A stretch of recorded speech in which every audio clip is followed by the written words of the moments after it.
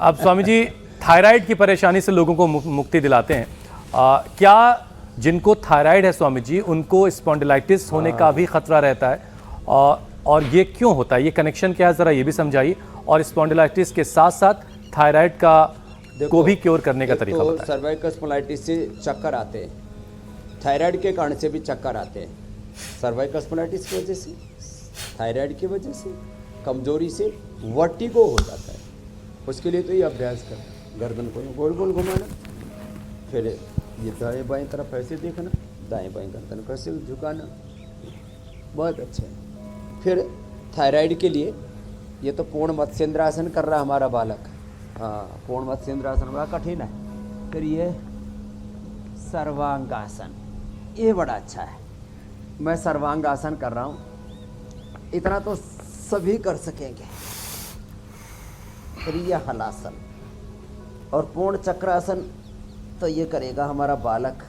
चक्रासन, पूर्ण चक्रासन करो भाई, ये बड़ा ज़बरदस्त है थायराइड के लिए। सिंहासन ऊंचाई भी है। और फिर इतना तो सभी कर लें, पूरा करना हो तो भाई बालकृष्ण के साथ कर लेना, बाकी रामकृष्ण के साथ कर लेना। मेरा बचपन का नाम रामकृष्ण है और इधर बालकृष्ण है। एक हमें भी बालकृष्ण आचार्य बालकृष्ण के रूप में मिले हुए हैं। पूज्य आचार्य जी भी हमारे योगी हैं, उद्योगी हैं, कर्मयोगी हैं, उपयोगी हैं, सहयोगी हैं, सब। तो ये मत्स्यासन बड़ा जबरदस्त है थायराइड के लिए। फिर ये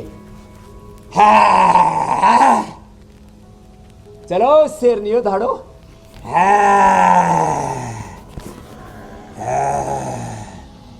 फिर ये पॉइंट थायराइड पर थायरोग्रिड, धनिया का पानी ले लो।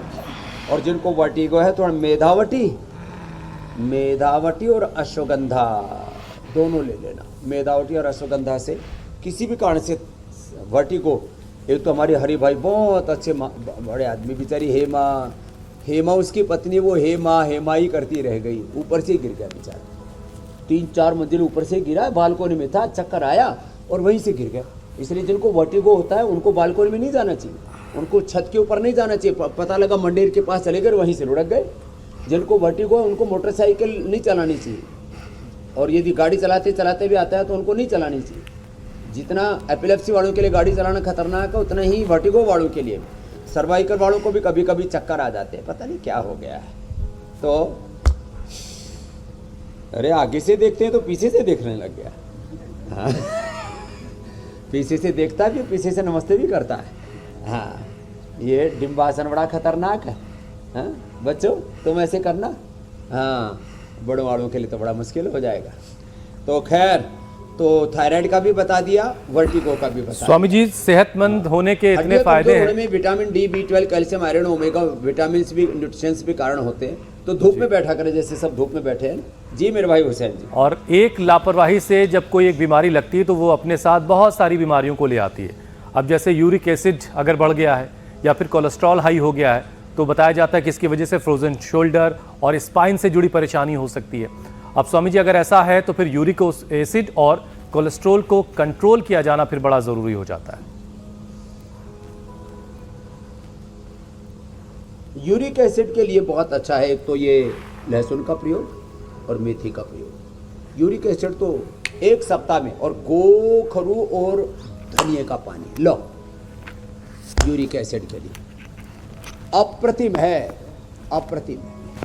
और कोलेस्ट्रॉल भी नसों में जम जाता है ना, फिर शरीर में दर्दें होती हैं।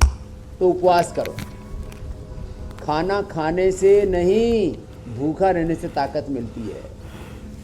और जिनको कोलेस्ट्रॉल बढ़ा हुआ है, अर्जुन की छाल, दालचीनी, गोधन अर्क, लौकी का जूस, हमने तो लिपिडोम से लेकर के ये अर्जुन की घनवटी और बना दी, अर्जुन का एक्सट्रैक्ट निकाल करके। गर्म पानी पियो और थोड़े दिन के लिए घी तेल बंद कर दो, बाद में नॉर्मल होने पर खाली पेट 1 चम्मच घी खाना, कोलेस्ट्रॉल नहीं बढ़ेगा और ब्रेन को, पूरी बॉडी को पोषण पूरा मिल जाएगा। तो जिनको घी खाने से कोलेस्ट्रॉल बढ़ता हो तो क्या खाओ? खाली पेट गाय का घी खाओ।